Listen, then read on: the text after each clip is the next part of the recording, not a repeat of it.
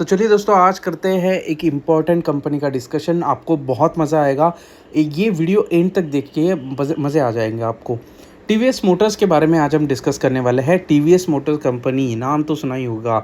बहुत बड़ा ब्रांड है, बहुत बड़ा नाम है। और इस कंपनी के बारे में हम आज डिस्कस करेंगे। टू व्हीलर सेगमेंट में कंपनी काम करती है, इलेक्ट्रिक व्हीकल में भी कंपनी काम करती है। इनके बहुत सारे अब इलेक्ट्रिक व्हीकल लॉन्च हो रहे हैं नए, जो सीधा ओला को टक्कर दे रहे हैं। TVSM is the one of the leading players in the two-wheeler industry and is the only company to have a presence in all three categories: motorcycles, scooters, mopeds। तीनों में इनका प्रेजेंस है, डोमेस्टिक और इंटरनेशनल भी। Product का portfolio देखेंगे तो scooters, motorcycles में इनके यहाँ पर आप देख सकते हैं। स्कूटर्स में TVS जुपिटर है, जेस्ट है, TVS स्कूटी पे प्लस है। मोटरसाइकिल में तो अपाची है, TVS अपाची RTR है सीरीज उनकी, TVS रेडियन है, राइडर है, स्टार सिटी है, स्पोर्ट्स है, एक्सेट्रा। मार्केट शेयर अगर हम देखेंगे तो 25% का मार्केट शेयर है कंपनी के पास। बहुत बड़ा मार्केट शेयर है। इंडिया का जोग्राफिकल स्प्लिट देखेंगे तो 72% इंडिया से आता है, बाकी आउटसाइड 28% आउटसाइड इंडिया से आता है। एक्सपोर्ट्स कंपनी ने काफ़ी ज़बरदस्त किए थे। नेपाल में इन्होंने एक्सपोर्ट्स किए थे। रेवेन्यू देखेंगे तो ऑटोमोटिव से इनको 87% का रेवेन्यू आता है, फाइनेंशियल सर्विसेज से 11% का रेवेन्यू आता है, ऑटोमोटिव कंपोनेंट से सिर्फ 2% का रेवेन्यू आता है। मैन्युफैक्चरिंग कैपेसिटी अगर देखेंगे टू व्हीलर्स की तो 55 लैक्स टू व्हीलर्स ये बेच सकता है, बना सकता है। थ्री व्हीलर्स ये 2 लैक्स बना सकते हैं। न्यू लॉन्चेस यहाँ पे कंपनी ने ईवी का पोर्टफोलियो इनका ज़बरदस्त किया था। 5 to 25 किलोवाट सेगमेंट में यहाँ पर नई बाइक यहाँ पर ईवी बाइक लॉन्च की थी। थ्री व्हीलर भी इन्होंने नई लॉन्च की है। BS6 इन्होंने कंप्लाइंट टेक्नोलॉजी के साथ अपना जोड़ लिया है। सब कुछ पार्टनरशिप इन्होंने की थी, एक्सपांशन किया था,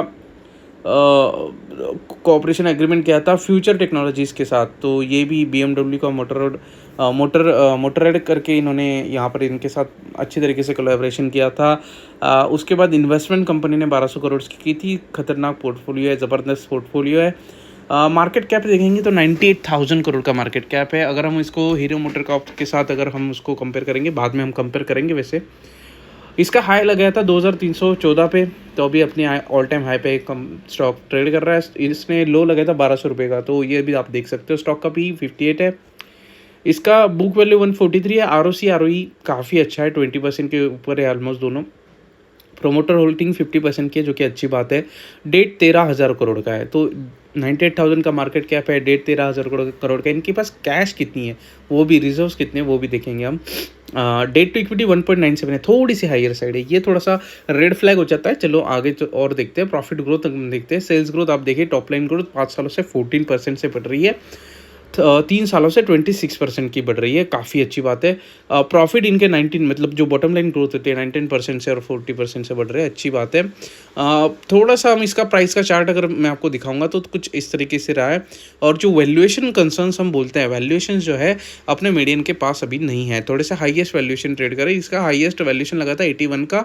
अब जो पी इसका चल रहा है फिलहाल के लिए अगर मैं बताऊँ तो 58 के आसपास चल रहा है। अगर इसका पी मीडियन के आसपास आता है तो हमें खरीदारी करने का मौका बिल्कुल देगा। इनके जो कॉम्पिटिटर्स है, हीरो मोटर कॉर्प हो गए, आयशर मोटर्स हो गए, ये इनके टॉप कॉम्पिटिटर्स है। इनका अभी हम अगर स्टडी करेंगे, थोड़ा सा कंपटीशन का एनालिसिस करेंगे तो ROE ROC सबसे कम अगर किसी का है तो TVS मोटर्स का है। सेल्स अगर हम देखेंगे तो सबसे ज़्यादा सेल्स इन्हीं के है, TVS मोटर्स के है, इसलिए इनके पास 25% का स्टेक है, मार्केट शेयर है, सॉरी। अगर पी का थोड़ा सा देखेंगे तो अभी टॉप पी पे चल रहा है TVS मोटर्स। तो अभी खरीदना मुझे लगता है कि सही नहीं होगा। इंडस्ट्री के पी से बिल्कुल इक्वल चल रहा है।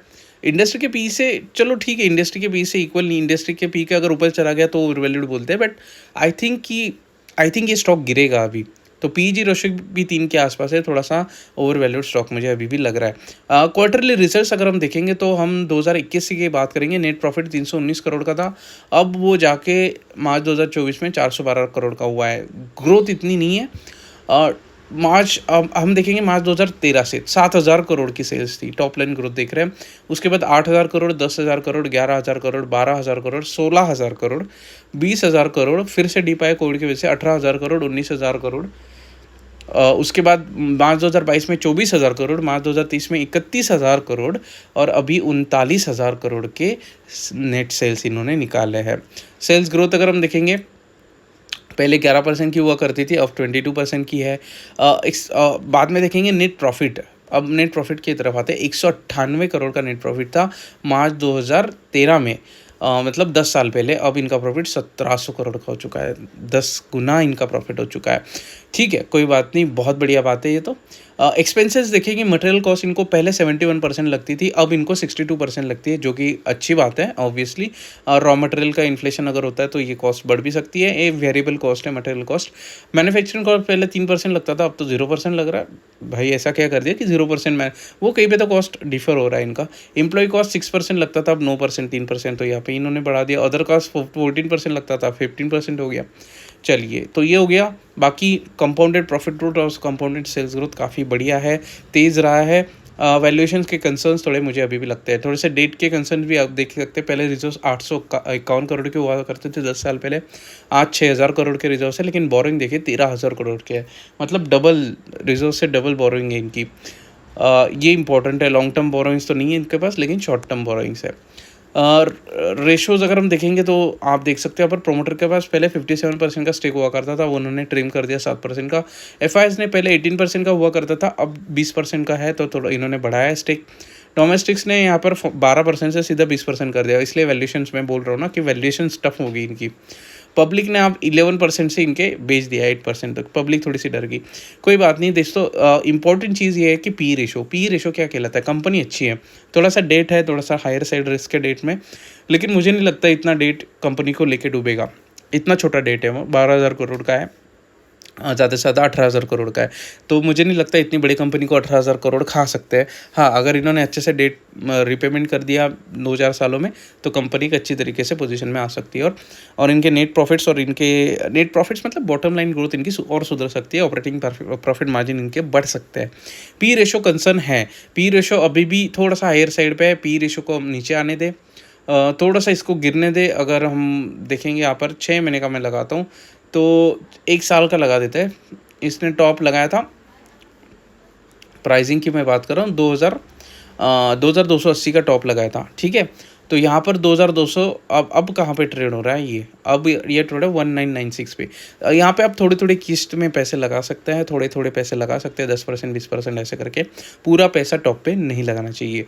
अब सेल ऑफ आएगा, मैं आपको ट्रेडिंग व्यू पे इसका चार्ट भी दिखा देता हूँ, स्कार्फ ट्रेंड साइकिल, और हमारे जो इंडिकेटर्स है वो क्या बोल रहे हैं वो भी मैं आपको पूरा बता देता हूँ कि कंपनी में इन्वेस्टमेंट कब करनी है।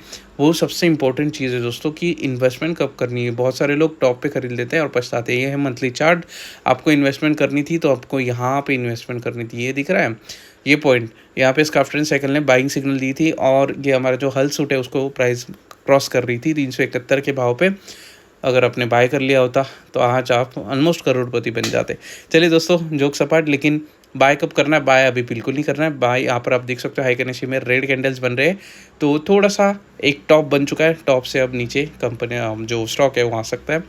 यहाँ पे सपोर्ट कौन सा होगा? सपोर्ट सीधा ये दिख रहा है मुझे, 1000 रुपये का सपोर्ट है। उससे पहले का सपोर्ट आप ये देख सकते हो, 1700 रुपये के आसपास एक सपोर्ट है। उम्मीद करता हूँ दोस्तों वीडियो इन्फॉर्मेटिव लगा होगा। वीडियो को लाइक करिए, चैनल को सब्सक्राइब करिए। बाकी मिलते हैं दोस्तों अगले वीडियो में, तब तक के लिए जय हिंद।